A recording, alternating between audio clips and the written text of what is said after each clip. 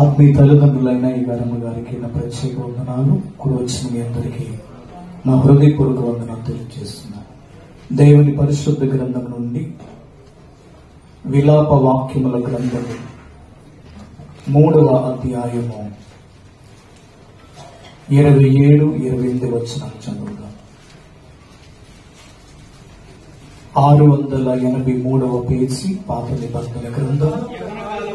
యవ్వన కాలమున కాడి మోయుట నరునికి మేలు, అతని మీద దానిని మోపిన వాడు యెహోవా. చిన్న ప్రార్థన చేసుకుందాం. మహాగణుడైన తండ్రి, మహోన్నతుడుగు మా దేవుడు, మీ మహిమ కలిగిన దయ కలిగిన కృపగల నామము కొరకై కృతజ్ఞతాస్తుతులు స్తోత్రములు. మీ అపరంజి బంగారు పాదములకు అనంత కోటి నమస్కారం. గడచిన కాలమంతా మీ కృపలో మమ్మల్ని కాపాడి సంరక్షించి క్షేమమిచ్చి ఆరోగ్యమిచ్చి అన్న వస్త్రములతో పోషించి ఆపదలు తప్పించి మీ సజీవమైన రెక్కల చాటును భద్రపరిచి మరొక శుక్రవారము ఈ మాల్య కాంపౌండ్ లో జీవగల దేవుని సంఘములో ఈ రీతిగా మిమ్మల్ని స్తుతించి ఆరాధించి మహిమపరిచే భాగ్యము మా అందరికి ఇచ్చినందుకు వందనాలు. వచ్చిన వారిని దీవించండి, రాలేకపోయిన వారికి మరొక తరుణాన్ని దయచేయండి. చదవబడిన వాక్య లేఖన భాగంలోంచి మాకు కావలసిన ఆత్మీయ వర్తమానం మీరు అందజేసి మీరు మహిమను పొందండి. ఇక్కడ ఉన్న వారందరినీ మీ ఆత్మ స్వాధీనం అందించుకోండి. యెహోవా నామం పెట్టవచ్చువాడు ఆశీర్వాదమందునుగా అని వాక్యములో వ్రాయించారు. ఈ స్థలములో నుండి ఈ రోజున ప్రతి ఒక్కరు దీవించబడిన వారిగా వెళ్ళడానికి మీ ఆత్మ సహాయం దయచేయండి. స్తుతియు ఘనతయు కీర్తియు మహిమయు ప్రభావాలు మీరు పొందండి. అపవాదికి సిగ్గు లయము నాశనము కలగచేయండి. మీ కార్యాలు మా పట్ల జరిగించండి. యేసు నామమున అడుగుచున్నాము తండ్రి, ఆమేన్. హల్లెలూయా. పల్లవి చరణం పాడదాము. సమస్తానికి ఆధారమైన యేసయ్యా, కృపతో నన్ను జ్ఞాపకం చేసుకోవయ్యా.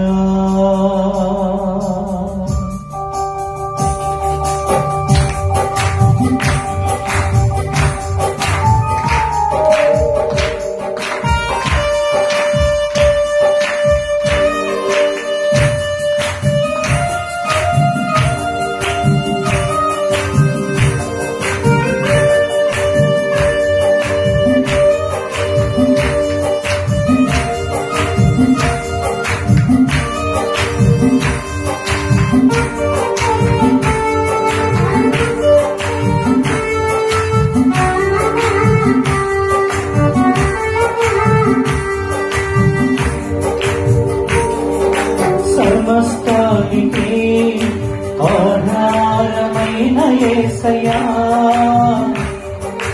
కృపతో నన్ను జ్ఞాపకం చేసుకోవయ్యా. సమస్తానికి ఆధారమైన యేసయ్యా, కృపతో నన్ను జ్ఞాపకం చేసుకోవయ్యా. ఏ దారిలో వెళ్ళాలో తెలియక ఆగిపోయానయ్యా, మార్గము చూపించి కరుణతో నడిపించు యేసయ్యా. సమస్తానికి ఆధారమైన యేసయ్యా, కృపతో నన్ను జ్ఞాపకం చేసుకోవయ్యా.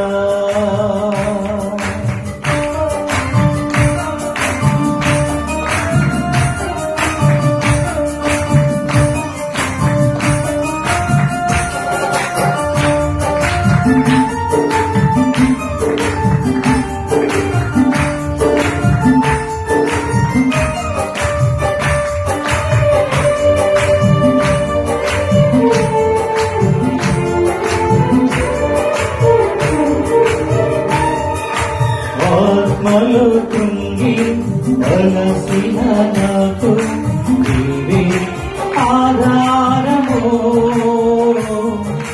నా వేదనలో ఒంటరి బ్రతుకులో నీవే నా ఆశ్రయము.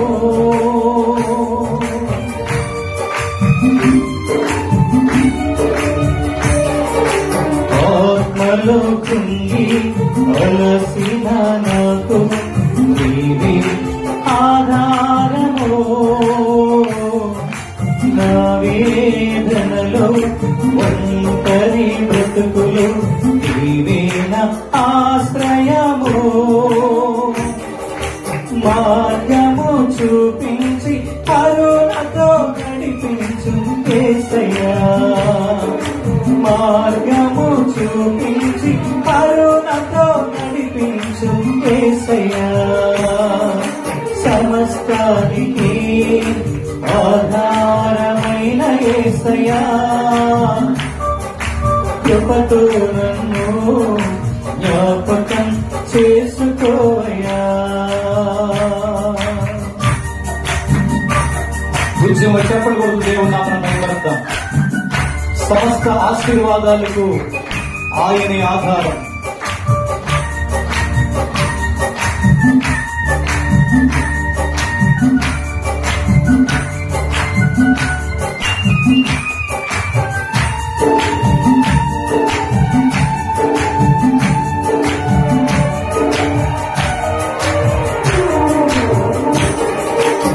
గడిచిన కాలం నీ మేలులను నేను తలపోయగా,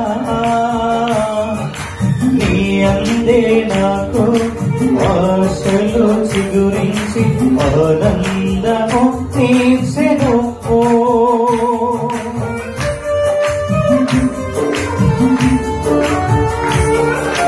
గడిచిన కాలం నీ మేలులను నేను తలపోయగా, నీ అందే నాకు ఆశలు చిగురించి ఆనందము తీర్చెను. మార్గము చూపించి కరుణతో నడిపించు యేసయ్యా, మార్గము చూపించి కరుణతో నడిపించు యేసయ్యా. సమస్తానికి ఆధారమైన యేసయ్యా, కృపతో నన్ను జ్ఞాపకం చేసుకోవయ్యా. ఏ దారిలో వెళ్ళాలో తెలియక ఆగిపోయానయ్యా, మార్గము చూపించి కరుణతో నడిపించు యేసయ్యా.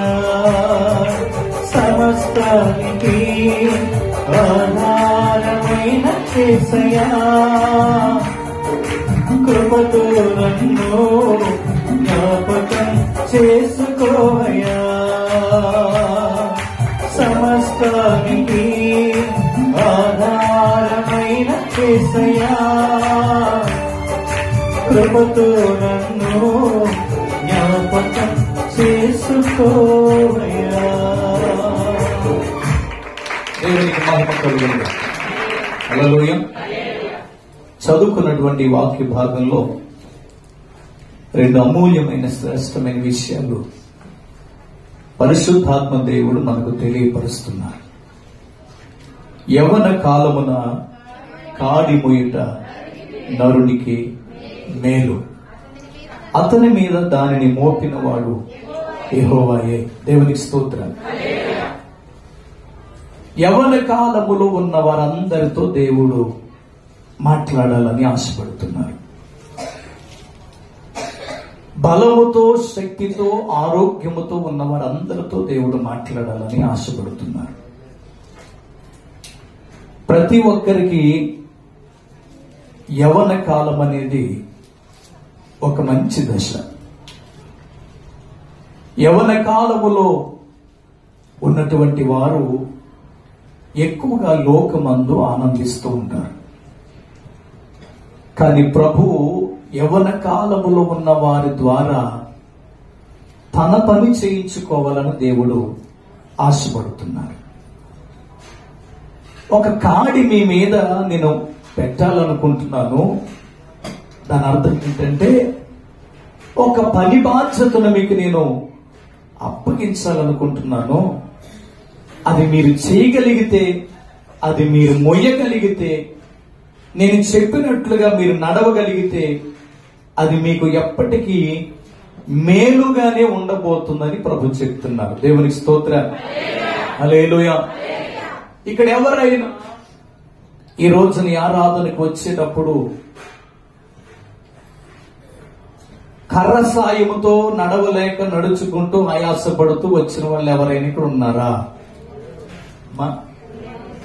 ఎవరు లేరు. అంటే ఇక్కడ ఆల్మోస్ట్ ఉన్న వాళ్ళందరం యవనస్తులమే. తల వెంట్రుకలు నిలిసినంత మాత్రాన వాళ్ళు వృద్ధులని అనుకోవడం లేదు. అసలు ఇప్పుడు కోయిట్లో వృద్ధులనే వాళ్ళే ఎవరు లేరు. ఎందుకంటే ఈ రంగులు వచ్చిన తర్వాత. దేవునికి స్తోత్రం. హల్లెలూయా. ఎప్పుడు ఎవరు చూసినా యవనస్తులుగానే కనబడుతున్నారు. మంచిది. అయితే ఇప్పుడు మనం ఎవరము కర్ర సాయముతో నడవలేక నడుచుకుంటూ ఆయాసపడుతూ ఇక్కడికి వచ్చిన వాళ్ళకి ఎవరో లేము. అంటే ఇప్పుడు వాస్తవంగా ఇంకా మనం వృద్ధాప్యంలోనికి వెళ్ళలేదు. మిమ్మల్ని ఎవరైనా మగవాళ్ళని తాత అని పిలిస్తే వాళ్ళకి నచ్చదంట. దేవునికి స్తోత్రం. ఎందుకు నచ్చదు? నాకంత వయసు ఏమైపోయింది, నన్ను తాత అంటే ఏంటి, అంకుల్ అని పిలవచ్చు కదా అని వాళ్ళు ఉంటారు. దేవునికి స్తోత్రం. మిమ్మల్ని ఎవరైనా అమ్మమ్మ నానమ్మ అంటే మీరు కూడా ఇష్టపడరు. మొన్న కావిడి చెన్నైలో బస్ కండక్టరు ఆంటీ మీకు టికెట్ ఎక్కడి వరకు కావాలి అని అడిగినందుకు పోలీస్ స్టేషన్ వరకు వెళ్ళి ఆంటీ అన్నందుకు ఆ బస్ కండక్టర్ మీద ఆవిడ కేసు పెట్టింది. అంటే ఈ రోజున ఎవరు కూడా వృద్ధులు కాదు, సామాన్యంగా అందరూ యవ్వన కాలములో ఉన్నట్టే కొన్ని రుజువులు మనకి కనబడుతున్నాయి. దేవునికి స్తోత్రం. ఇప్పుడు ఒక మాట అడుగుతాను. ఇప్పుడు యవ్వనములో ఉన్నాము, ఆరోగ్యముగా ఉన్నాము, ఏ పనైనా బలంగా చేయగలుగుతాము. ఏదో ఒక రోజున మనము ఈ యవ్వనములోంచి కౌమారములోకి అలాగే వృద్ధాప్యములోనికి ఒక రోజున వెళ్ళక తప్పదు. దేవునికి స్తోత్రం. ఇప్పుడు వృద్ధాప్యం వచ్చిన తర్వాత ఏదైనా చేయగలమా? వృద్ధాప్యం వస్తే పెన్షన్ తీసుకోవడం తప్ప మనం చేయగలిగింది ఇంకొకటి ఏది ఉండదు. ఆ పెన్షన్ కూడా ఒక్కరు వెళితే ఏ బీపీ పెరిగిపోయి కళ్ళు తిరిగి ఎండకి ఎక్కడ పడిపోతామోనని ఏ మనవడినో మనవరాలనో ఇంటి పక్కోళ్ళను సాయం అడిగి, బాబు నాకు పెన్షన్ తెచ్చుకుంటాను, నన్ను అక్కడ వరకు తీసుకెళ్ళమని ఇంకొకరు సాయం అడిగే పరిస్థితి ఏదో ఒక రోజున రాకమానదు. దేవునికి స్తోత్రం.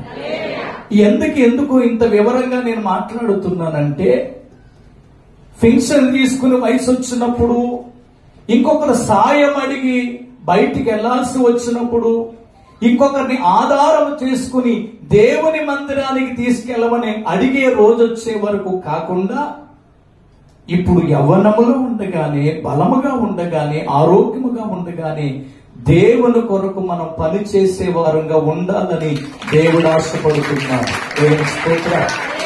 హల్లెలూయా. మన యవ్వన బలమంతా కూడా ఎక్కువ ఖర్చు అయిపోతుంది. తెల్లవారు లెగిస్తే సాయంత్రం నిద్రపోయే సమయం వరకు మన బలమును శక్తిని ఉపయోగించి మనం కష్టపడుతున్నామా లేదా? అసలు కువైట్ దేశానికి వచ్చింది ఎందుకు? 24 గంటలు కష్టపడడానికి వచ్చాం. అలాగే కష్టపడుతున్నాం. ఇప్పుడు ఈ కష్టానికి ఏంటి ప్రతిఫలం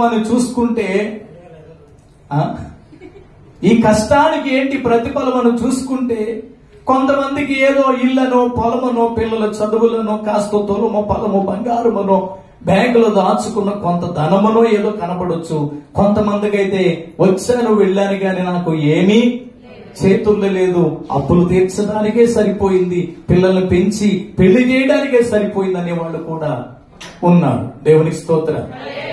ఎందుకు ఈ మాటలు చెప్తున్నానంటే, యవ్వన కాలమంతా బలమున్నంత కాలము పనులు, ఉద్యోగాలు, అప్పులు, రుణాలు, పిల్లలు, బాధ్యతలని మనం ఉంటే మరి దేవుని పని ఎప్పుడు చేయగలుగుతాం? దేవుని పని చేయాలని, ఆయన పనిలో మనం ఉండాలని దేవుడు ఆశపడుతున్నారు. హల్లెలూయా. చాలా పుణ్యస్థలాలలో కొన్ని చోట్ల, ఆ దేవస్థానాల పేరు నేను చెప్పను కానీ, అక్కడ చాలా మంది పని చేయాలని ఆశపడతారు కానీ అక్కడ పని చేయడానికి వాళ్ళకి పర్మిషన్ ఉండదు. కొన్ని దేవస్థలాలు, అక్కడ కొన్ని ప్రదేశాల్లో చాలా మంది అక్కడికి వెళ్ళి పని చేయాలనుకుంటారు కానీ అక్కడ పర్మిషన్ ఉండదు. కానీ జీవం గల దేవుని పరిచర్యలో, దేవుని సేవలో ఎంతమందికైనా దేవుని పని చేయటానికి అవకాశం ఉంది. హల్లెలూయా. దేవుడు నరుని మీద ఒక కాడి ఉంచి ఆ కాడి మొయ్యమని దేవుడు కోరుకుంటున్నాడు. ఆ కాడి మొయ్యట నరునికి మేలు. దేవునికి స్తోత్రం. ఆ కాడి ఏమిటంటే దేవుని సేవ. హల్లెలూయా. ఆ కాడి ఏమిటంటే దేవుని పరిచర్య. ఆ కాడి ఏమిటంటే దేవుని గురించి ప్రకటన చేయుట. ఆ కాడి ఏంటంటే దేవుని సభలను జరిగించుట. ఒకసారి యెషయా గ్రంథము 62వ అధ్యాయము 11వ వచనం ఒకసారి చదవండి. యెషయా గ్రంథము 62వ అధ్యాయము 11వ వచనం. ఆలకించండి, భూదిగంతముల వరకు యెహోవా సమాచారము ప్రకటింపజేసి ఉన్నారు. దేవునికి స్తోత్రం. ఆలకించండి. ఏంటి వార్త అంటే, యెహోవా సమాచారము ప్రకటింపజేసి ఉన్నారు. ఎంతవరకు? భూదిగంతముల వరకు. దేవునికి స్తోత్రం. దేవుని గూర్చిన సమాచారం అంట భూదిగంతముల వరకు ఏం చేయబడాలి? ప్రకటించబడుతూ ఉండాలి. దేవునికి స్తోత్రం. హల్లెలూయా.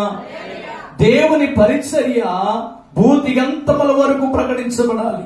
దేవుని వాక్యము భూదిగంతముల వరకు ప్రకటించబడాలి. దేవుని సేవ భూదిగంతముల వరకు జరుగుతూ ఉండాలి. ఆ దేవుని సేవలో, ఆ దేవుని పరిచర్యలో మనం కూడా పాలిభాగస్థులం అవ్వాలి. దేవునికి స్తోత్రం. ఒక మాట అడుగుతాను. ఇప్పుడు నేను ఒక ఇల్లు కట్టాలని ఆశపడి స్థలం కొని, నా భార్య నేను ఇటుకలు మోస్తూ, సిమెంట్ మోస్తూ, కంకర మోస్తూ, సిమెంట్ బస్తాలు మోస్తూ ఎండలో అలసిపోయి కష్టపడతాం అనుకోండి. నాకు 4 పిల్లలు ఉంది, 2 అమ్మాయిలు 2 అబ్బాయిలు ఉన్నారు అనుకోండి. మళ్ళీ వాళ్ళు ఎక్కడ ఉన్నారో ఎగరని అడగండి. దేవునికి స్తోత్రం. హల్లెలూయా. నేను నా భార్య ఇల్లు కట్టే పనిలో మేము అంత కష్టపడుతుంటే మా పిల్లలు టీవీ పెట్టుకుని టీవీ చూస్తా, ఫ్యాన్ వేసుకుని హాయిగా ఉన్నారనుకోండి, నాకెలా ఉంటది? నాకెలా ఉంటది? అది మీకెలా ఉంటది? అమ్మా, బాధగా ఉంటుందా? మామూలుగా వస్తుందా? దేవునికి స్తోత్రం. హల్లెలూయా. మన ఊరు సైడ్ అంటారు కదా, పచ్చి మొత్తకమ్మ, అదొకటి తీసుకుని ఖచ్చితంగా ఇంట్లో దూసుకుంటా రయ్యమని వెళ్ళిపోయి, నేను అమ్మ ఇల్లు కట్టి మీకేదో నేను ఏర్పాటు చెయ్యాలని రాత్రి పగలు మేము కష్టపడి ఎండలో ఎండుతుంటే, మేమంత బరువులు మోస్తుంటే, ఇంత ఎదిగిన పిల్లలైన మీరు మాకు సహాయపడకుండా ఈ టీవీ చూడటం అనేది ఎంతవరకు మీకు న్యాయము? అసలు మీకు అనొచ్చు, పర్లేదు, తప్పేం కాదు. ఏం బుద్ధుందా? అసలు బుద్ధుందా? జ్ఞానం ఉందా? చెట్టు అంత ఎదిగారు, కనీసం ఆ మాత్రమైన సహాయపడాలన్నా ఇంగిత జ్ఞానం లేదా అని మన పిల్లల్ని అడగడానికి అర్హత ఉందంటారా లేదంటారా? అమ్మా, ఒకవేళ ఏ తల్లిదండ్రులైన పిల్లల్ని ఇంగిత జ్ఞానం ఉందా, బుద్ధి ఉందా? ఇంతటి పనిలో అలిసిపోతుంటే నువ్వు మాకెందుకు కాస్తైనా సహాయపడలేకపో, కనీసం అమ్మకైనా సాయం చేసి, నాకైనా సాయం చేయొచ్చు కదా, లేకపోతే గ్లాసులు నీళ్ళు అట్టుకొచ్చి ఎండలో కష్టపడుతున్నారు, నీళ్లు తాగుతారేమని ఒక చల్లటి మంచినీళ్ళు ఇస్తే మా ప్రాణాలు కాస్త తెప్పరిల్లుతాయి కదా అని బిడ్డల మీద కోపగించుకుని ఇలా అడగటంలో ఏమైనా తప్పుందా? అలా అడిగితే తల్లిదండ్రుల మీద ఎవరైనా కేసు పెడతారా? కోపగించుకుని ఇంట్లోంచి ఎవరైనా వెళ్ళిపోతారా? అంత మంచి పని చేయుచున్న తల్లిదండ్రులకు పిల్లలు సహాయపడుట అనేది చాలా అవసరం. దేవునికి హల్లెలూయా. ఇప్పుడు దేవుడు కూడా సంఘము కొరకు చాలా చేశాడు. ఆయన నీ కోసం చాలా చేశాడు. నేను తన పని చేయమని అడగక మునుపు నీ కోసం ఆయన చాలా చేశాడు. దేవుని పని నేనెందుకు చేయాలి అనుకునే వాళ్ళు కూడా ఉంటారు. నీకు ఇంత అందమైన జీవితాన్ని ఇచ్చిన దేవుడు, ఇంత మంచి ఆరోగ్యం ఇచ్చిన దేవుడు, ఇక్కడికి వచ్చిన వాళ్ళు ఎవరు అవిటితనముతో ఈ దేశానికి చెప్పరండి రాలేదు. మనం గుడ్డివారుగా ఉండుంటే ఈ దేశానికి వచ్చి పని చేసుకోవడానికి అవకాశం లేదు, మనకు వీసా రాదు. మనం చెవిటి వారిగా ఉండుంటే మనకు వీసా రాదు, ఈ దేశంలో పని చేసుకోలేం. మనం కుంటి వారిగా ఉండుంటే ఈ దేశానికి రాలేం, పని చేసుకోలేం. మనం మూగవారిగా ఉండుంటే దేశానికి రాలేము, చెప్పరండి, పని చేసుకోలేము. ఈ దేశానికి నువ్వు వచ్చావంటే దేవుడు నీకు ఎంతో వెలకట్టలేని గొప్ప మంచి ఆరోగ్యములు దేవుడు దయచేశారు. దేవునికి మహిమ కలుగును గాక.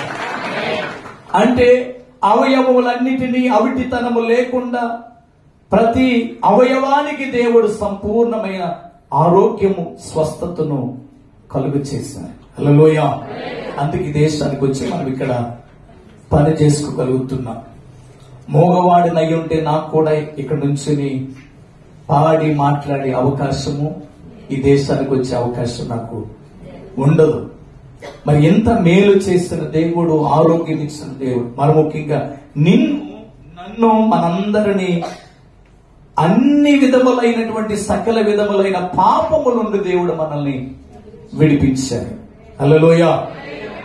ఇప్పుడు దేవుని సొత్తు మనము, దేవుని ప్రజలము. ఆయన మనల్ని వెలపెట్టి కొనుక్కున్నాడు. ఇప్పుడు జీవితాన్ని ఇచ్చిన దేవుడు కాస్త నా పని చెయ్యండి అని అడగటంలో ఏమన్నా తప్పుందా? ఎందుకు మీకు మంచి ఉదాహరణ చెప్పాను. తల్లిదండ్రులు కష్టపడుతుంటే పిల్లలు సహాయపడలేదని కాస్త అయినా సహాయపడవచ్చు కదని అడగటంలో ఏం లేదు, తప్పు లేదు. ఎందుకని? జన్మనిచ్చిన కనీ పెంచుచున్న తల్లిదండ్రులు. దేవునికి స్తోత్రం.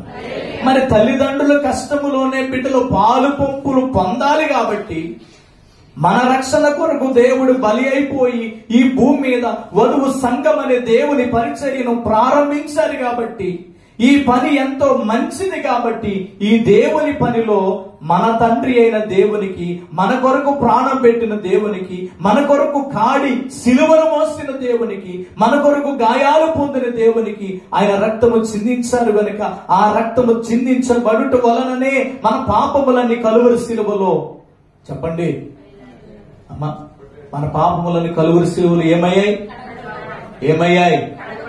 కడగబడ్డాయి. ఇంకొక మాట చెప్పొచ్చు, సంపూర్ణముగా క్షమించబడి తుడిచివేయబడ్డాయి. దేవునికి మహిమ కలుగునిగా. చెప్పండి కూడా దేవుని నామమున మహిమపడతారా? కలువరి సిలువ రక్తములో మన పాపాలు ఏమయ్యాయి? కడగబడ్డాయి, తుడిచివేయబడ్డాయి. ఇంకా చెప్పాలంటే సంపూర్ణంగా క్షమించబడ్డాయి. దేవునికి స్తోత్రం. మరి ఎంత చేసిన దేవుని రాజ్య వ్యాప్తి కొరకు, దేవుని స్వార్థ పరిచర్య కొరకు ఏం మొయ్యాలంట? నరుడు యవ్వన కాలమును మొయ్యాలంట. హల్లెలూయా. ఉదాహరణకి నాకు వృద్ధాప్యం వచ్చింది,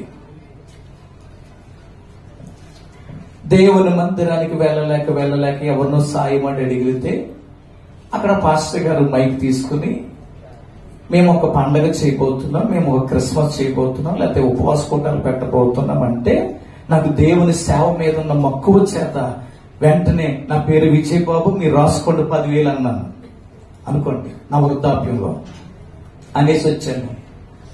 ఆ వారంలో మీటింగ్స్ లేదా పండగ, క్రిస్మస్, ఇంకొకటి.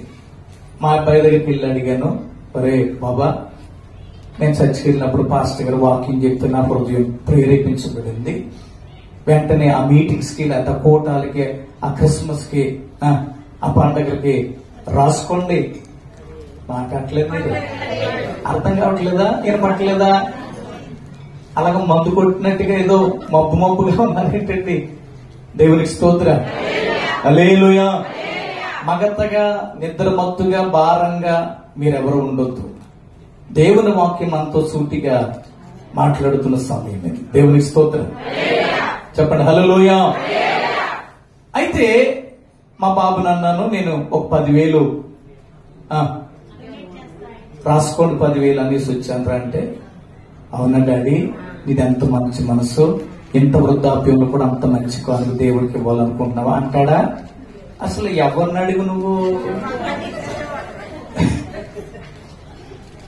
అసలు ఇంటికాడే ఉండు, ఎక్కడికి వెళ్ళొద్దు, నీకు బీపీ ఎక్కువ ఉంది, షుగర్ ఎక్కువ ఉంది, ఎక్కడ పడతావో హాస్పిటల్ తీసుకెళ్లాలని, రేపొద్దున మూల నడితే నీకు సేవ చేయలేక మేము సావాలని ఇల్లు కదలొద్దని చెప్తే మాకు చెప్పకుండా చర్చికి వెళ్ళటం ఒక తప్పు.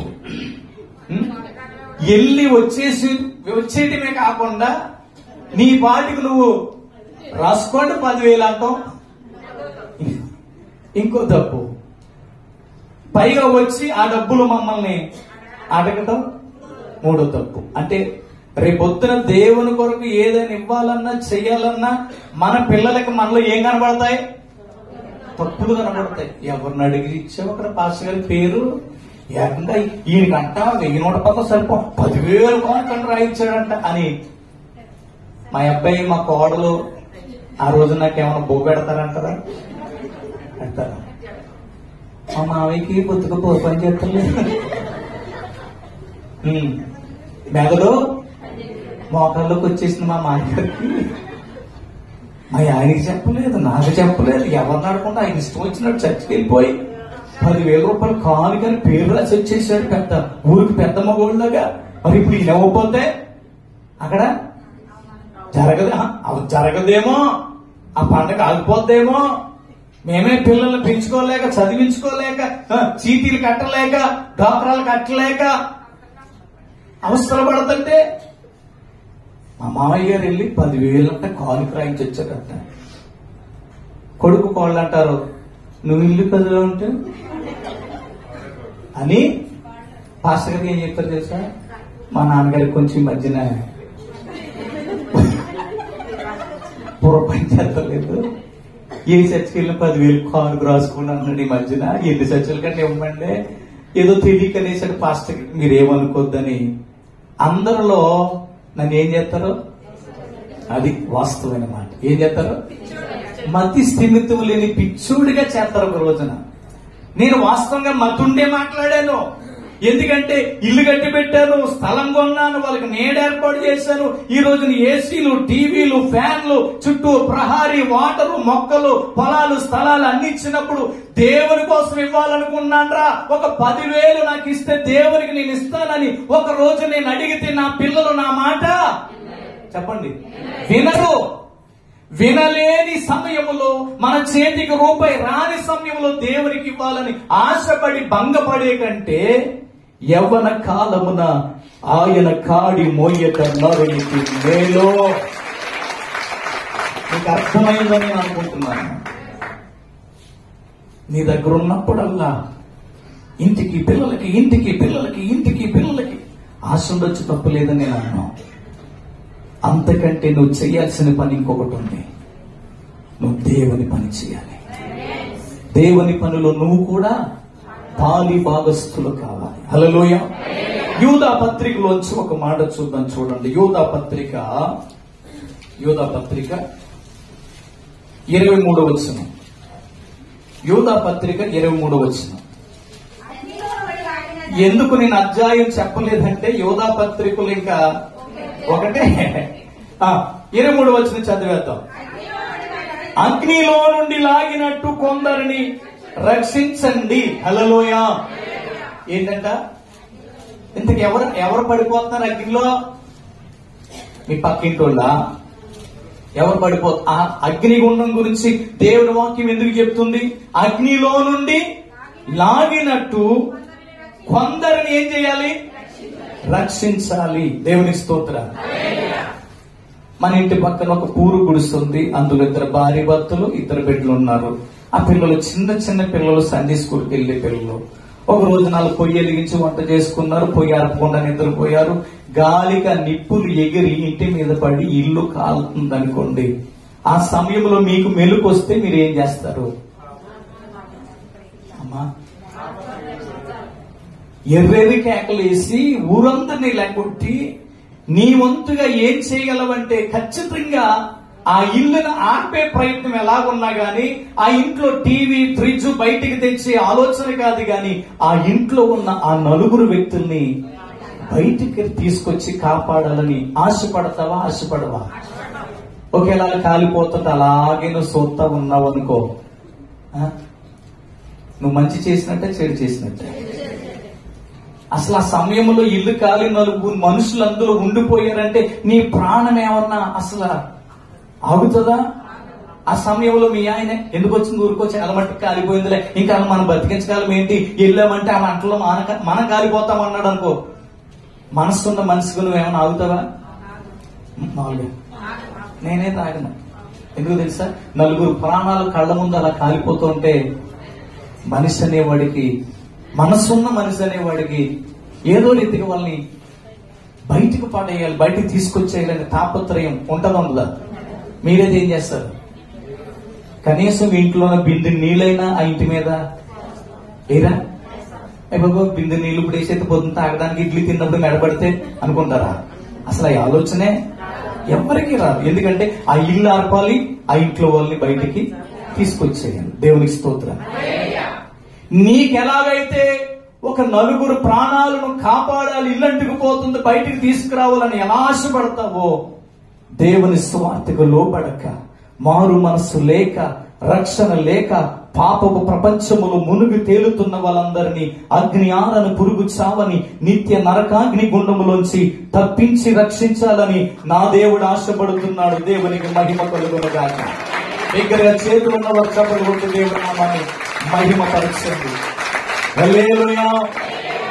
ఒక ఇల్లు కాలి నలుగురు అందులో కాలిపోయే పరిస్థితుల్లో నువ్వెలాగైతే కాపాడాలనుకుంటావో, పాపములోనే పుట్టి, పాపములోనే బ్రతికి, పాపములోనే చనిపోయి, ఆ పాపం వలన వచ్చు జీతం మరణము ద్వారా అగ్ని ఆరని పురుగు చావని నిత్య నరకాగ్నికి వెళ్లిపోతుంటే దేవుడు చూస్తూ ఎలా ఉండగలరు? అందుకే దేవుడు భూదిగంతముల వరకు రక్షణ కలిగినటువంటి స్వార్థను అందించమని దేవుడు మనందరికీ గొప్ప బాధ్యతను ఆయన అప్పగించిన వారై ఉన్నారు. దేవుని స్తోత్రం. హల్లెలూయా. ఒకసారి మార్కు సువార్త 8వ అధ్యాయము 2 నుంచి చదువుతాను. జనులు నేటికి 3 దినముల నుండి నా యొద్దనున్నారు, వారికి తిననేమీ లేనందున నేను వారి మీద కనికరపడుచున్నాను. దేవుని స్తోత్రం. జనులు దేవుని వాక్యం వినడానికి వచ్చి ఎన్ని రోజులైందంట? అప్పటికి 3 రోజులైందంట. వాస్తవంగా చెప్పాలంటే ప్రభువు ఆ దినములలోనే 3 రోజుల మహాసభలను దేవుడి భూమి మీద ఏర్పాటు చేసిన వారు ఉన్నారు. నమ్మిన వారి దగ్గరగా చెప్పకూడదు. దేవుని నామాన్ని మహిమపడతాం. దేవుని స్తోత్రం. సభలు ఏర్పాటు చేశారు దేవుడు. 3 రోజులు కోటాలన్నమాట. ఇలా కోటాలు పెడుతూ ఉంటే ఈ రోజున దైవజనుని సంఘాన్ని చూసి సంఘం ఏమనుకుంటారో తెలుసా? మా పాస్టర్ గారికి పని లేదు, అతమాటు ఏదో కోటాలు అంటాడు, మీటింగ్లు అంటాడు, ఎవరిని తీసుకొస్తారు అంటాడు, కానుకలు అంటాడు. హల్లెలూయా అనుకునే వాళ్ళు కూడా ఉంటారు. కానీ వాక్యం ఆధారం చేసుకుని చూసుకుంటే ఆ దినములోనే ప్రభు 3 రోజుల మీటింగ్స్ ఏర్పాటు చేస్తారు. కానీ ఆ మీటింగ్స్ ముగింపులో దేవునికి వచ్చిన మంచి ఆలోచన ఏంటంటే, ఈ 3 దినాలు వారు ఆత్మీయ తన్మయత్వంలో వాక్యం శ్రద్ధగా వింటుంటే, దేవుని మాట ఏంటంటే ఎవరికి ఆకలి లేదు, నిద్ర లేదు. కానీ ఇక్కడ వాక్యం దైవజనులు చెప్తుంటే వచ్చి ఆవులెంతకు అరిసేటట్టు అనేవాళ్లే ఎక్కువ మంది ఉంటారు. కొన్ని పొట్లు వచ్చి పక్కోళ్ళు ఇలాగా జారబడి వాళ్ళు కూడా ఉంటారు, లేరా? హల్లెలూయా. ఇక్కడికి ఆల్రెడీ ఇప్పుడు కొంతమంది నిద్ర వస్తుంది నాకు తెలుసు. వాళ్ళ మొక్కల్లో నిద్ర తేటగా కనపడుతుంది. ఎంత తేటగంటే, అయ్యారండి మీ మాట అంటే నాకు ఎక్కడో స్వర్గంలో తేలుతున్నట్టు ఉన్నట్టుగా ఉన్నారు చాలా మంది. దేవునికి స్తోత్రం. హల్లెలూయా. 3 రోజుల దేవుడు మీటింగ్స్ ఏర్పాటు చేసి ముగింపులో ప్రభు అన్నారు, ఈ పిల్లలు 3 రోజుల నుంచి నాతోనే ఉన్నారు, వీళ్ళని ఆకలితో పంపివేయుట నాకు ఇష్టము లేనందున నేను వారి మీద కనికరపడుతున్నాను. దేవునికి స్తోత్రం. నేను వారిని ఉపవాసముతో తమ ఇండ్లకు పంపి వేసిన ఎడల మార్గములో మూర్ఛిల్లుదురు, వారిలో కొందరు దూరము నుండి వచ్చి ఉన్నారని వారితో చెప్పాను. అందుకు ఆయన శిష్యులు, ఈ అరణ్య ప్రదేశములో ఒకడెక్కడ నుండి రొట్టెలు తెచ్చి వీరిని తృప్తి పరచగలడని ఆయనను తిరగేసి అడిగారు. దేవునికి స్తోత్రం. దేవుడేమో ఒక ఆలోచనతో ఉన్నారు, శిష్యులేమో చెప్పండి ఇంకొక ఆలోచన. దేవుడు ఆలోచన ఏంటి?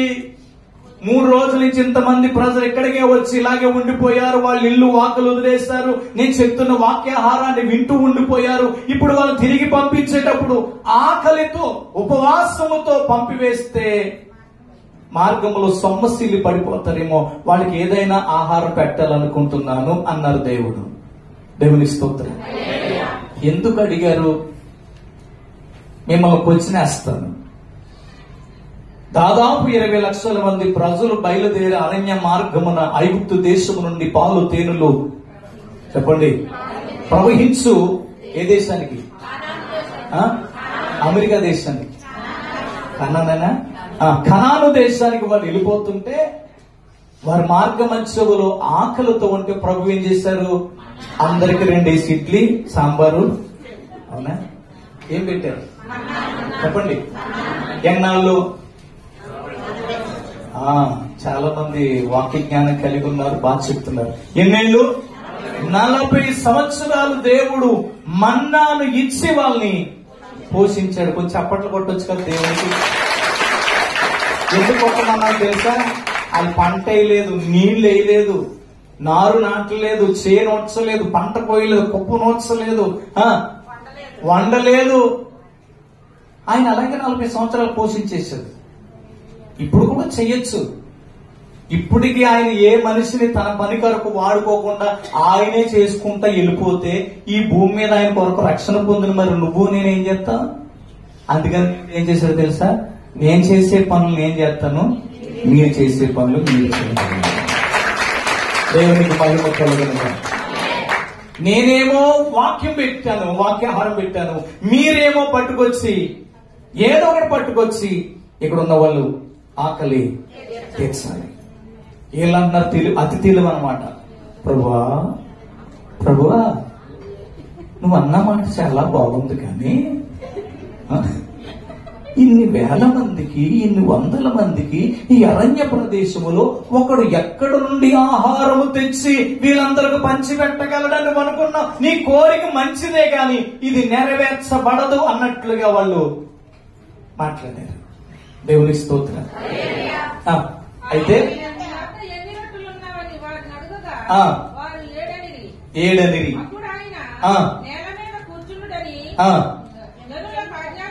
దేవునికి మహిమ కలుగునుగా చెల్లించి హల్లెలూయా. అక్కడ అందులో ఒక చిన్న బాలుడు లేచి, ఇంకొక చోట రాయబడిన మాట ఏంటంటే 5 రొట్టెలు 2 చిన్న చేపలు. ఒక బాలుడు లేచి వాళ్ళమ్మ కోటాలకి వెళ్తాను నేను కూడా వెళ్తానంటే ఒక ఆకలి అయితే తినరా అని కాల్చిన చేపలేమో 5, 2 5 రొట్టెలు 2 చిన్న చేపలు పొట్లం కట్టి వాళ్ళమ్మ ఆ బిడ్డకి ఇచ్చింది. ఈడు కూడా వాక్య తన్మయత్వంలో పిల్లోడైనా గాని ఆకలి తెలియకుండా దేవుని వాక్యంలో మునిగి పరవశుడైపోయాడు. ఆ చిన్న బాల్ వేసి అన్నాడు, అంకుల్ పేతురు ప్రభు ఎవరికో ఏదో పెట్టాలంటున్నారు, మా అమ్మ 5 రొట్టెలు 2 చిన్న చేపలు మాకు ఇచ్చింది, అవి తినమంది, నేనేం మర్చిపోయాను. ఒకవేళ ఇవి ఏమైనా అవకాశం ఉంటే ఈ పట్టుకెళ్ళి ఏసైకి ఇమ్మంటే వాళ్ళు అన్నారు, మాట్లాడు ఇక్కడ ఎంతమంది ఉన్నారు సుజలా? ఎంతమంది ఉన్నారు? 5,000 మంది ఉంటే ఈ 5 రొట్టెలు 2 చిన్న చేపలు ఎవరికి సరిపోతాయి అనుకుంటున్నావు? ఎవరికి పిల్ల పేగులో కూడా రావు, నీ పొట్టలో నువ్వే ఉంచుకున్నట్టుగా మాట్లాడితే ఇది గ్రహించిన ప్రభు ఏమున్నాయని అడిగారు. దేవునికి స్తోత్రం. వాళ్ళు అన్నారు 5 రొట్టెలు 2 చిన్న చేపలు ఉన్నాయనంటే వారిని నా దగ్గరికి తీసుకురండి అని పరలోకమందున్న తండ్రికి కృతజ్ఞతాస్తుతులు చెల్లించి వాళ్ళందరినీ పంక్తులుగా కూర్చోమని దేవుడు వాటిని ఆశీర్వదించి 5,000 మంది ఆకలిని దేవుడు తీర్చాడు. 12 గంపలు మొక్కలు. ఇది ఇప్పుడు నేను చెప్పాల్సిన వాక్యం కాదు, ఎప్పుడో మీరు చిన్నప్పుడే సండే స్కూల్కి వెళ్ళినప్పుడు చెప్పబడిన వాక్యం అది. దేవునికి స్తోత్రం. ఇప్పుడు అక్కడ ఆ మంచి అద్భుతమైన కార్యము జరగడానికి కారకులు ఎవరంటే ఆ చిన్న బాలుడు లేచి 5 రొట్టెలు 2 చిన్న చేపలు ఎవరికి ఇచ్చాడు? దేవునికి ఇచ్చాడు. వాటిని దేవుడు ఏం చేశారు? హల్లెలూయా. చాలా మంది నేనేమివ్వగలను దేవునికి, నా దగ్గర ఏముంది, నేను ఇస్తేనే జరుగుద్దా, నేను ఇవ్వకపోతే. ఇది బాగా నేర్చుకుంటారండి. మా విశ్వాసులు కూడా అక్కడ అలాగే ఉన్నారు ఇండియాలో. దేవునికి స్తోత్రం. నేను ఇండియా వెళ్ళినప్పుడు మా అబ్బాయిని ఆలోచించి నేను అన్నాను, బాబు ఈ ఆగస్టు నెలలో తైలాభిషేక పండుగ ఉంది కదా, ఒక 4 రోజులు కూటాలు ఏర్పాటు చేద్దాంరా అన్నాను. డాడీ మీరు ఎలాగ వెళ్ళిపోతారు కాబట్టి మీరు చెప్పినట్టుగానే చేద్దామని సంఘంలో మేము కూడా ప్రకటన చేశాం. 3 దినాలు ఉపవాస పండుగలు, 4వ రోజున తైలాభిషేక పండుగ, అందరికీ ప్రేమ విందు భోజనాలు ఉన్నాయి, ఎవరేం చేస్తారో ముందుకు రండి అని ఇలాగ మై కట్టుకుని నేను అరగంట అరిసాని కాకిలాగా. అందరూ ఏమనుకున్నారు, ఆయన కోయిట నుంచి వచ్చాడు, ఆయన చేసేస్తాడు, కోయిట డబ్బు మార్చేసి ఖర్చు పెట్టేస్తాడు, మేము ఇవ్వటం ఏముందలా అని ఎవరో ఒక 500 ఒకరు, 1000 రూపాయలు ఒకరు, 3 4 లేచారు. ఇంకా ఎవరైనా ఉన్నారంటే కొంతమంది కమ్మును ముగించండి దగ్గర వెళ్ళిపోతాము అన్నట్టు చూస్తున్నారు. ఇంకా నేను అన్నాను, మరి ఇంక ఈ పేపర్లు పేర్లు రైటర్లు పక్కన పెట్టేస్తాయి, మీరు ఇచ్చేదేదో మీరు ఇవ్వండి, దేవుని పని చేద్దామని ఆశపడుతున్నామని. తీరా ఇంటికి వచ్చి చూస్తే ఆ కానుకలు దాదాపు 13,000 పేర్లు రాశారు. మా బాబు నేను కూర్చుని అంచనా వేస్తే దాదాపు ఆ 4 రోజుల మీటింగ్స్ కి దగ్గరికి 80,000 రూపాయలు ఖర్చు కనపడుతుంది, ఆర్కెస్ట్రా వాళ్ళకి, దైవ సేవకులకి. అప్పుడు నేను అన్నాను, కోవిడ్ నుంచి వచ్చేటప్పుడు నన్ను సంఘము దైవజనులు ప్రేమించి నాకు బంగారు వస్తువులు ఏదో నాకు ఇచ్చారు బాబా, నా ఒంటి మీద బంగారం ఉండడం కంటే నా దేవుని పని జరగటము నాకు ఇంపార్టెంట్ అని నా చేతులున్న ఉంగరాన్ని నా మెడలో ఉన్న చైను తీసి నా బాబుకిచ్చి ఎక్కడొక చోట పెట్టి డబ్బులు తీసుకురా అంటే బాబు వెళ్లి వాటి మీద దాదాపు 55,000 తీసుకొచ్చాడు. సంఘం ఇచ్చినవి, ఈ బంగారం పెట్టినవి పెట్టి నేను 4 రోజులు మీటింగ్స్ ఏర్పాటు చేసి 6 యవనస్తులకు నేను బాప్తీసం ఇచ్చాను. దేవునికి మహిమ కలుగునుగాక. అది నాకు ఎంత సంతోషాన్ని ఇచ్చిందంటే, వాస్తవంగా సంఘం ఇచ్చిన ఆ బంగారము నేను వచ్చేటప్పుడు తిరిగి నేనే నా వెంట తెచ్చుకోవాలి. నా భార్య బాబు అన్నారు, ఇలా వెళ్తే మీకు అవమానం కదా, మీకు వచ్చినవి అలా ఇచ్చేసారే. చాలా మంది అన్నారు, మీకు వచ్చినవి అలా ఎందుకు పెట్టారని. దేవునికి స్తోత్రం.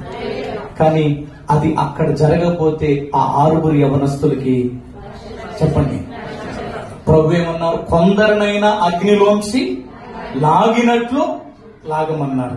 ఆ 4 రోజుల మీటింగ్స్ లో చేసిన కన్నీటి ప్రార్థనల వల్ల, ప్రకటించినటువంటి వాక్యము వల్ల అక్కడ దేవుని ఆత్మ ప్రభావవంతముగా పనిచేసినందున 6 యవనస్తులు ఏ బలవంతం లేకుండా రక్షణ కొరకు ముందుకు వచ్చారు. దేవుని స్తోత్రం.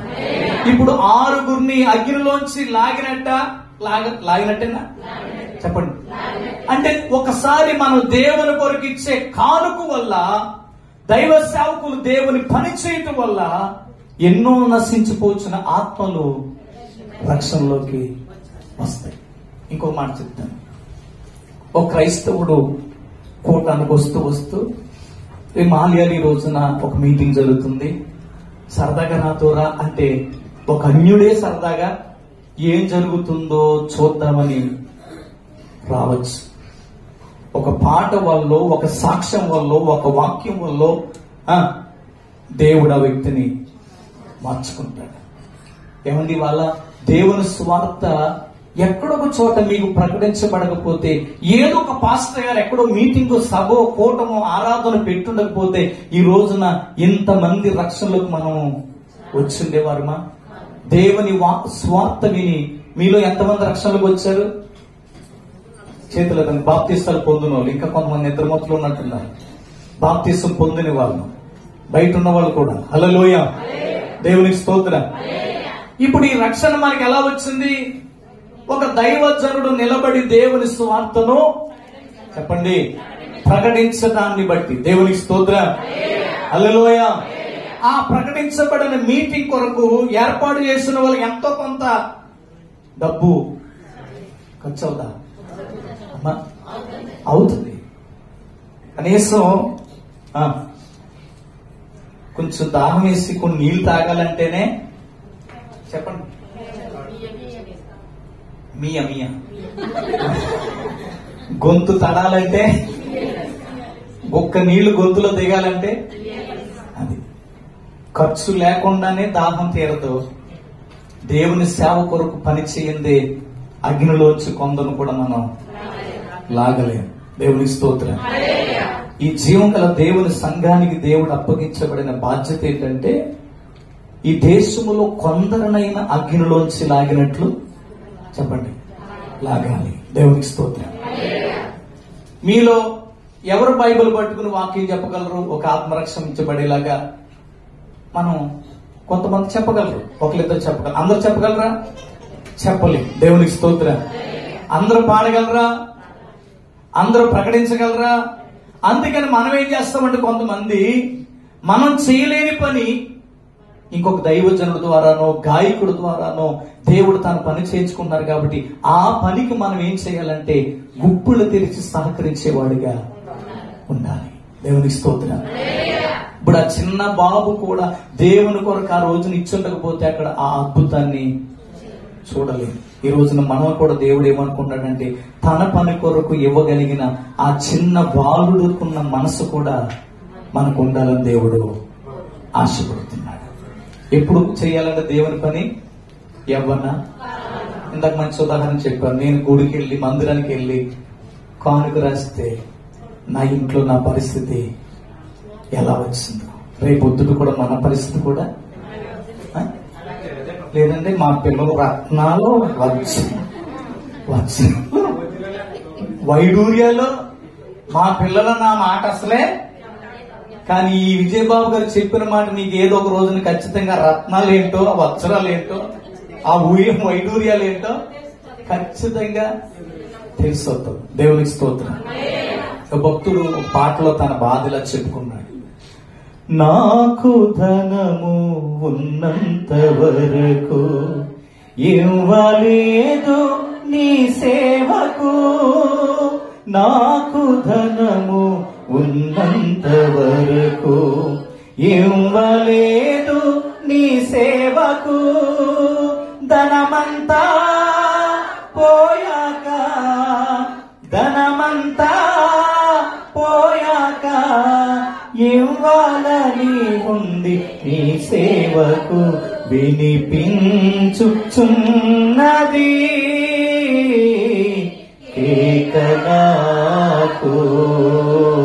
ఒక కేకనా హృదయారణ్యములో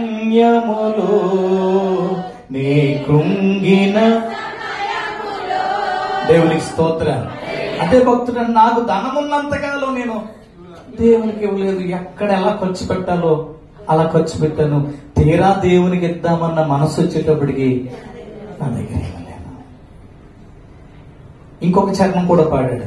నాకు బలము ఉన్నంత వరకు చేయలేదు నీ సేవను, బలమంతా పోయాక చెయ్యాలని ఉంది. బండి మీద వెళ్ళిపోతున్న యవనస్తులు కానీ పాస్టర్ గారు, బాబు ఇలా నాన్న ఈ కుర్చీలు వచ్చాయి, సాయంత్రం మీటింగ్ 10 మంది వచ్చి కూర్చుంటారు, ఈ కుర్చీలు సదిరేసేలవా అంటే, పాస్టర్ గారండి ఇప్పుడే ఒక్క 5 minutes వచ్చేస్తారని అది బండి వేసుకునే 3 రోజులు కోటాలైనా కూడా 5 minutes అవ్వ అటు రాడు. ఆ కుర్చీ వేయడు, వేసిన కుర్చీ తీయడు.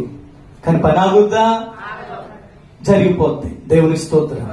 అలా వెళ్ళిపోయిన ఏమైనా వస్తే పాడుతున్నాడు. ఇప్పుడు కొంతమంది కూటం ముగింపు దాకా ఉండి కానుకలు పాట పాడుకుంటాం అనగా చెప్పండి వెళ్ళిపోతారు. అంటే దేవునికి నేనేమిటి ఎందుకులే, ఆయనకి ఏమన్నా కొదువా, నేను వెయ్యపోతే ఏమన్నా దేవుని పని ఆగుద్దా, ఎంతమంది వేస్తున్నా నేను వేసినా పర్లేదు, కానుక వేయకపోయినా పర్లేదని వెళ్ళిపోయాడు ఆ కుర్రాడు. ఇప్పుడు పాడుకుంటున్నాడు, నా దగ్గర జేబుల నిండా డబ్బులు ఉన్నప్పుడు కానుక వేయకుండా నేను వెళ్ళిపోయాను. నా దగ్గర బలం ఉన్నంత వరకు నీ సేవ చేయలేకపోయాను. నాకు కను దృష్టి ఉన్నంత వరకు చదవలేదు నీ వాక్యమో, దృష్టంతా పోయాక, నా కను దృష్టంతా పోయాక చదవాలని ఉంది నీ వాక్యం. హల్లెలూయా. ఈ మాటలు ఎందుకు చెప్తున్నాను తెలుసా? ఏదో ఒక రోజున నీ వయస్సు అయిపోతుంది, నీ బలము తరిగిపోతుంది, నువ్వు నిండు వృద్ధాప్యంలోకి ఒక రోజున వస్తావు. అప్పుడు ఎవరొకరు చేయి సాగి తీసుకుని ఏదో ఒక పని చేయడానికి ముందుకు వెళ్ళడానికి నీకు అవకాశం చెప్పండి ఉండదు. దేవుని స్తోత్రం. నువ్వు దేవునికి ఇవ్వాలన్నా ఇదే మంచి సమయం, దేవుని సేవ చేయాలన్నా ఇదే మంచి సమయం, దేవుని సేవ పరిచర్యకు సహకరించాలన్నా ఇంతకు మించిన తరుణం ఇంకొకటి నీకు లేదని పరిశుద్ధాత్మ దేవుడు మనతో మాట్లాడుతున్నాడు. దేవునికి స్తోత్రం. హల్లెలూయా. దేవుని రాజ్యాన్ని మనం కట్టాలి. దేవుని కొరకు కొన్ని ఆత్మలనైనా మనం చెప్పండి సంపాదించాలి. ఈ కువైట్ లో పని లేకుండా సాధ్యమైనంత వరకు ఎవరు లేరు. ఒకరిద్దరు ఖాళీగా ఉన్న అమ్మ పని ఏదైనా ఉంటే చెప్పు, అమ్మ పని ఏదైనా ఉంటే చెప్పు అని అడిగి మరే పని వెతుక్కుండా వెతుకోరాలి. దేవుని స్తోత్రం. అంటే మనందరం పని చేస్తున్న వాళ్ళమే, పని వాళ్ళమే కాదు ఈ దేశంలో. హల్లెలూయా. నువ్వు మనుషుల దగ్గర జీతం ఇచ్చే మనుషుల దగ్గర నువ్వు ఎలా పనివాడిగా ఉన్నావో, నిత్య జీవాన్ని ఇచ్చే దేవుని పని కూడా మనం ఖచ్చితంగా చేయాలి, ఖచ్చితంగా చేయాలి. హల్లెలూయా. జీతం ఇచ్చే యజమానుల మాటే మనం తప్పకుండా వాళ్ళు చెప్పింది చెప్పినట్టుగా, మామ బాబా రేపు 6 గంటలకి, నాకు అరబొచ్చుంటే బాగా చెప్తుంది మాట, రాదు కనుక ఎలా చెప్పారు తెలుగులో. దేవుని స్తోత్రం. రమ్మంటే వస్తామా? రమ్మ వాళ్ళు ఎల్ల సూరాసు అంటే వాళ్ళతో పాటు మనం కూడా చెప్పండి ఏళ్ళు కాళ్ళు తొక్కేసుకుంటాం కదా. హల్లెలూయా. వాళ్ళు ఎవరు? మనకి జీతం ఇస్తున్న యజమానులు. వాళ్ళ మాటే అంత వింటే జీవితాన్ని ఇచ్చిన దేవుడు, బ్రతుకునిచ్చిన దేవుడు, అన్న వస్త్రాలు ఇచ్చిన దేవుడు, ఆరోగ్యం ఇచ్చిన దేవుడు, ఇల్లు వాకలు ఇచ్చిన దేవుడు, బిడ్డల్ని ఇచ్చిన దేవుడు, శక్తిని ఇచ్చిన దేవుడు, బలమునిచ్చిన దేవుడు, ఆరోగ్యం ఇచ్చిన దేవుడు. అంతెందుకు ఆ కలువరి శిలువలో మండు టెంటలో 3 మేకులతో వేలాడుతూ ఆయన రక్తాన్ని చిందించి ప్రాణాన్నే మన కొరకు అర్పించిన దేవుడు. దగ్గరగా చెప్పలు కూడా దేవుడు నామమై పడతాను. హల్లెలూయా. మరి ఆయన పనికి, ఆయన సేవకు మన వద్దగా మనం కూడా ఏం చేయాలి? సహకరించాలి, సహకరించాలి. నేనేమి చేయలేను, నా వల్ల ఏది కాదు అనడానికి అవకాశమే. నీ వల్ల బుద్ధి నువ్వు చేయగలవు, దేవునికి ఇవ్వగలవు, దేవుని పని జరగాలి. చాలా మంది ఎక్కువ ఆలోచించే ఆలోచన సూటిగా చెప్పేస్తున్నాను. నా స్థితి బాగున్నప్పుడు నేను తప్పకుండా దేవునికి ఇస్తాను. మా సంఘములో ఒక బిడ్డను, నాయన ఇదే కువైట్ లో ఉన్నాడు ఆయన, మా సంఘ బిడ్డలు చాలా మంది ఉన్నారు.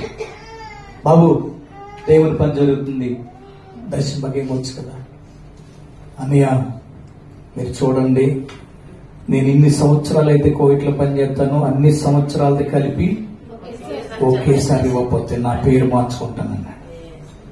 హల్లెలూయా. నేను అనుకున్నాను ఒకేసారి ఇచ్చేస్తాడంట, ఒకేసారి ఇచ్చేస్తాడంట. అతను 2 సంవత్సరాలకి ఒకసారి ఇల్లు వస్తుంటాడు కదా కోయిటికి. వచ్చినప్పుడల్లా చర్చికి వస్తాడు, కొంత మిక్చర్ పెడతాడు, అందరికి స్వీట్ పెడతాడు, సాక్ష్యం చెప్తాడు, ఇంటికి వెళ్ళిపోతాడు. నేను అనుకుంటాను ఒకేసారి నాకు ఇచ్చిన మాట ఏమైంది, వాళ్ళు మిక్చర్ స్వీట్ బాగానే పెట్టావు, మరి దేవుని పని కొరకు ఏదో ఒకప్పుడు నాకు నా పేరే ఏమన్నాడు, ఒకేసారి నేను ఇవ్వకపోతే నా పేరే. ఇప్పుడు నా పరిస్థితి ఏం తెలుసా, నేను అడగలేను అని ఒకవేళ ఏమయ్యా పేరు మార్చుకుంటానన్నావు, మరి ఏమైందో వాగ్దానం అన్నాను అనుకో, ఏదో చెప్పండి. చర్చికి మానేస్తాడు. ఊర్లో ఏం చెప్తాడు తెలుసా, నేను చర్చికి వెళ్తే దర్శన భాగం ఇస్తారా లేకపోతే మానేసినాడు ఆయన, అందుకే రాక మానేశానంటేమోనని. నేను అడగలేను, ఆయన ఇవ్వలేడు.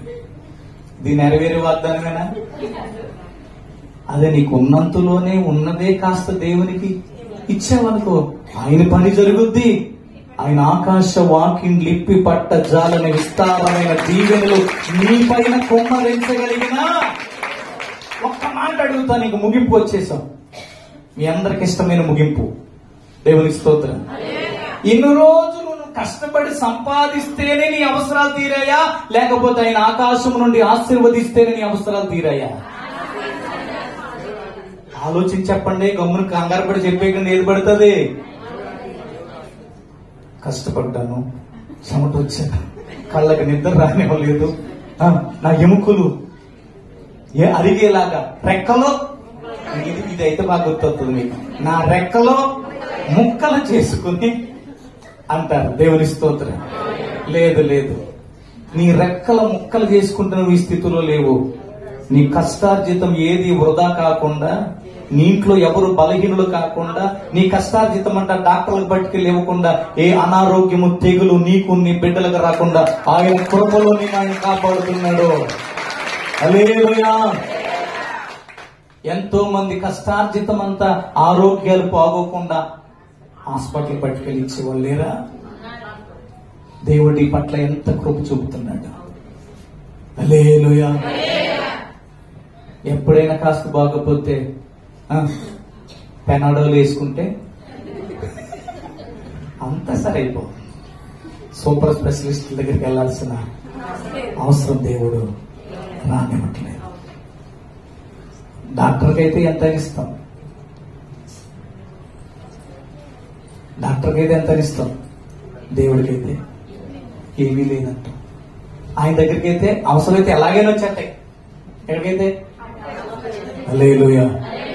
నేను చెప్తున్నాను, డాక్టర్కి ఇచ్చే రోజు రాకముందే దేవునికి ఇస్తే ఖచ్చితంగా మనం జీవిస్తున్నాం. హల్లెలూయా. ఒకసారి మలాకి గ్రంథము 3వ అధ్యాయము, మలాకి గ్రంథము 3వ అధ్యాయం చివరి మాటగా 10వ వచనం. నా మందిరములో ఆహారం ఉండునట్లు 10వ భాగమంతయు మీరు నా మందిరపు నిధిలోనికి తీసుకుని రండి, రండి, తీసుకుని రండి. దేవుడు ఏమన్నారు? తీసుకుని రండి, నా పని కొరకు ఇవ్వండి, నా పని చెయ్యాలి, జరగాలి. ఎందుకంటే అగ్నిలో నుండి లాగినట్టు కొందరిని, ఎవరికైనా అపార్థమైతే నేను చేయగలిగింది ఏం లేదు, వాక్యాన్ని చూపించే నేను మాట్లాడుతున్నాను. ఒక్కరికి అర్థమైన ఈ రోజున వాక్యానికి తగిన ప్రతిఫలం దక్కినట్లే. హల్లెలూయా. హల్లెలూయా. వినండి, దీన్ని చేసి నన్ను శోధించిన ఎడల నేను ఆకాశ వాకింగ్ లిప్పి పట్టజాలనంత విస్తారమైన దీవెనలు కుమ్మరించేదనని సైన్యములకు అధిపతిగా యెహోవా సెలవిచ్చుచున్నాడు. నమ్మిన వారు బిగ్గరగా బిగ్గరగా బిగ్గరగా గట్టిగా చప్పట్లు దేవుడు. హల్లెలూయా. ఏం చేస్తాను? మీకోసం ఆకాశ వాకింగ్ విప్పుతాను, పట్టజాల విస్తారమైన దీవెనలు. ఎన్ని దీవెనలు? 3 దీవెనలు, 5 దీవెనలే, 6 దీవెనలే. పట్టజాలని విస్తారమైన దీవులు మీ మీద కుమ్మరించేదని. అందుకే మన మీటింగ్స్ కి అయ్యగారు ప్రాంతంలో పెట్టిన వాగ్దానం ఏంటి, ఆ వచనం ఏంటి తెలుసా? దీవెన. ఏ వర్షం చెప్పండి? ఎప్పుడు కురవబోతుంది దీవెన వర్షం? అక్టోబర్ 3వ తారీఖున ఈ కువైట్ లో దీవెన వర్షాన్ని దేవుడు కురిపించబోతున్నాడు. హల్లెలూయా, హల్లెలూయా. ఆ దీవెన వర్షములో ఎంతమంది తడవడానికి సిద్ధంగా ఉన్నారు? అయ్యారండి నాకు రొంపండి, దొక్కండి, నేను తడితే నాకు పడదండి అనే వాళ్ళు ఉన్నారేమో. ఇదే వర్షం రొంపుడు దగ్గులు వచ్చే వర్షం కాదు, దీవెనకరమైన వర్షం కురవబోతుంది. దేవునికి మహిమ కలుగును గాక. కొంతమంది ఇదేం టైటిల్, ఇదేం మాట అనుకోవచ్చు. విశ్వాసంతో చూస్తే నాకు నిజంగా మాట వాస్తవమైన మాటగా అనిపించింది. డబ్బులు వర్షం కురిసిందనుకో ఎంతమంది వస్తారు? అలాగని ఎక్కడ కురిసినా ఎలాగంటే రూపాయి పిల్లలు కళ్ళలో దూరిపోతాయి. దేవునికి స్తోత్రం. మనకు కావాల్సిన డబ్బుల వర్షం కాదు. ఏ వర్షం కావాలి చెప్పండి? చెప్పాలి. దీవెన వర్షం కురవబోతుంది. అక్టోబర్ 3వ తారీఖున జీవం గల దేవుని సంఘములో దేవునికి మహిమ కలుగును గాక. ప్రభు చెప్పింది కదా, మీ మీద నేను దీవెన కరమైన వర్షాన్ని కురిపిస్తాను. ఇంకా త్వరగా సరే 12వ వచనం చదువుతాం. అప్పుడు ఆనందకరమైన దేశంలో మీరు నివసించేదరు. దేవునికి స్తోత్రం. ఏ దేశంలో? కొంచెం ఎవరైనా మీకు తెలుసుంటే ఆనందకరమైన దేశానికి నాకు ఒక వీసా ఇప్పించరా? కువైట్ చూశాను, 2 సంవత్సరాలు సేవ చేస్తే నాకు ఎందుకు ఆనందకరమైన దేశానికి వెళ్ళాలని ఉంది. ఎవరైనా వీసా ఇప్పించే వాళ్ళు ఉంటారా? 10 లక్షలకు వచ్చేది పర్లేదు. హల్లెలూయా. ఆనందకరమైన దేశం ఎక్కడుందో తెలుసా? పరలోకానికి మరొక పేరే ఆనందకరమైన దేశము. దేవునికి స్తోత్రం. ఎవరైతే దేవుని పని కొరకు ఇస్తారో, ఎవరైతే దేవుని సేవలో సహకరిస్తారో, ఎవరైతే కొన్ని ఆత్మలనైన అగ్గిలోంచి లాగినట్టు రక్షించబడడానికి కారకులై సహాయం చేస్తారో వాళ్ళను దేవుడు దీవెనకరమైన వర్షంలో తడిపి ఒక రోజున ఆయన మేఘాల మీద ఆనందకరమైన దేశానికి మనల్ని ఆయన తీసుకెళ్తాడంట. దేవునికి మహిమ కలుగును గాక. దేవుని పని చేసే వాళ్ళు ఒక రోజున ఎక్కడ ఉండబోతున్నారు? ఎక్కడ? ఏడ్పే లేని దేశం అది, కన్నీళ్లే రాని దేశం అది, ఆకలి తెలియని దేశం అది. దేవుని స్తోత్రం. మనం దేవుని పని చేద్దాం, దీవెనకరమైన వర్షంలో తడుద్దాం, దేవుని రాకడలో ఆనందకర దేశానికి ప్రయాణమై వెళ్ళిపోదాము. దేవునికి మహిమ కలుగును గాక. ఆ చిన్న బాలుడు ఇచ్చినట్లుగా దేవుని పని కొరకిద్దాము. దేవుడి మాటలు దీవించును గాక. మహాగరుడైన తండ్రి, మహోన్నతుడానికి స్తోత్రాలు. మాకు బలం ఉన్నప్పుడు మీ సేవ చేయకపోతే మా బలము తగ్గిపోయాక మేమేమీ చేయలేమయ్యా. మా దగ్గర ఉన్నప్పుడు మీకు ఇవ్వకపోతే మా దగ్గర లేనప్పుడు మేమేమీ ఇవ్వలేము నాయన. అందుకే మీరు అన్నారు, యవ్వన కాలమున నరుడు నా కాడి మొయ్యుట మేలు అన్నారు. తండ్రి గొప్ప దేవా, నీ కాడి మొయ్యాలని ఆశ ఉంది, నీ సేవ చేయాలని ఆశ ఉంది, నీ పనిలో ముందు కొనసాగాలని ఆశ ఉంది. ఈ రాజ్య సువార్త ప్రకటించబడటములో నా వంతుగా కొందరినైనా అగ్నిలోంచి లాగినట్లుగా రక్షించాలని ఆశ ఉంది. అయ్యా, ఈ రోజున వాక్యం ద్వారా మీరు నాతోనే మాట్లాడవు తండ్రి, నాతోనే మాట్లాడవు దేవా. యవ్వన కాలమున నీ పని ఎంత చేయగలనో అంత పని నా చేత నీవు చేయించుకో ప్రభువా. పనివాడు జీతములకు పాత్రుడు అన్నారు గనుక ఆ జీతమే నిత్య జీవము గనుక నీ పని చేసిన వారు ఒక రోజున ఆనందకరమైన దేశములో ఉంటారని వాక్యం ద్వారా చూపించారు గనుక జీవం గల దేవుని సంఘములో అక్టోబర్ 3వ తారీఖున జరగబోయే యానివర్సరీలో నీవు దీవెనకరమైన వర్షాన్ని కురిపించబోతున్నావు దేవా. ఆ మీటింగ్స్ ద్వారా ఎంతమందికి రక్షణ ఇవ్వబోతున్నావో, ఎంతమందికి స్వస్థత ఇవ్వబోతున్నావో, ఎంతమందిని దీవించబోతున్నావో, ఎంతమందిని ఆశీర్వదించబోతున్నావో, ఎన్ని బలమైన కార్యాలు ఆ మీటింగ్స్ ద్వారా నీవు చేయబోతున్నావో అది మీ కృపకే తెలియను. ఆ పనిలో ఆగిపోకుండా సాగుటకు నా వంతుగా మేము కూడా మంచి సహకారం అందించే బిడ్డలుగా ఈ జీవంగల దేవుని సంఘంలో ప్రతి ఒక్కరు నిలబెట్టుకుని విన్న వాక్యాన్ని సాతానుడు ఎత్తుకుపోకుండా ప్రకటించబడిన వాక్య సందేశము ఎవరికి అపార్థం కాకుండా మీ ఆత్మకార్యము ప్రతి బిడ్డలో జరిగించి మహిమనందమని పండుగలు దీవెనకరంగా జరిగించి దీవెన వర్షాన్ని మా పైన కురిపించమని యేసు నామమున అడుగుచున్నాము తండ్రి. ఆమేన్. దేవదేవునికి మహిమ కలుగును గాక.